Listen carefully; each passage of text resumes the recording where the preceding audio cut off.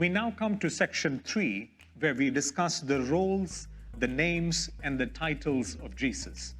We have just finished in section 1, prophecies in the Old Testament concerning the lineage of the Messiah. And in section 2, we discuss the place and time of the birth of Jesus. And now we are going to look at Old Testament prophecies that speak about the roles that Jesus would play, the names that Jesus would possess, and the titles that he would have. Quickly, Genesis chapter 3 verse 15 speaks about he will crush your head. He is referring to Christ, the Messiah, will crush Satan's head. In other words, one of the roles that Jesus played as Messiah was crushing the head of Satan. Genesis chapter 22 verse 18 says, "And through your seed," that's the Messiah, "all nations on earth will be blessed." In other words, when the Messiah would come, he would be a blessing to all the nations of the earth. Look at what Jeremiah chapter 23 verse 5 says about the Messiah.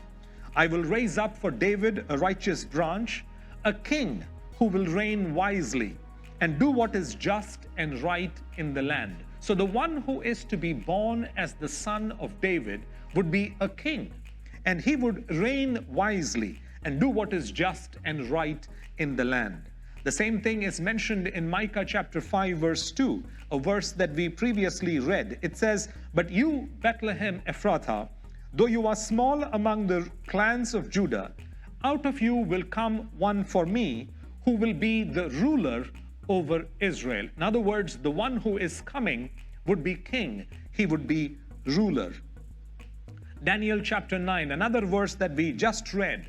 "After the 62 sevens, the anointed one will be put to death." The Messiah, the anointed one. That's one of the titles of Jesus. He will be put to death. Deuteronomy chapter 18 verse 18. God is speaking to Moses. He says, "I will raise up for them," that's for Israelites, "a prophet like you from among their fellow Israelites, and I will put my words into his mouth. He will tell them everything I command him." So the one who is to come would not just be a king. He would not just be someone who would crush the head of the serpent. He would not just be someone who would be a blessing to all nations. He would also be a prophet who would speak to the people everything that God wants to communicate to the people. So he is a prophet as well. Psalm 110, "The Lord has sworn and will not change his mind.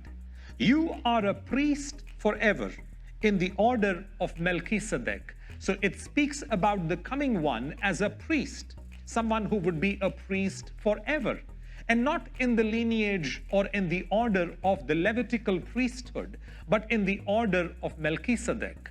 If you know the book of Hebrews, chapter 7 speaks plenty about the Messiah coming as a priest in the order of Melchizedek. Another of those titles, another of those roles that is spoken of in the Old Testament about the coming Messiah. Psalm 60 verse 10. "For you will not leave my soul in Sheol, nor will you allow your Holy One to see corruption." See, another title that is being used about the Messiah. He is called as the Holy One. In fact, in the Old Testament, only God is called as the Holy One. And this reference to the Messiah as the Holy One not seeing corruption is also a pointer to his deity and to his divinity.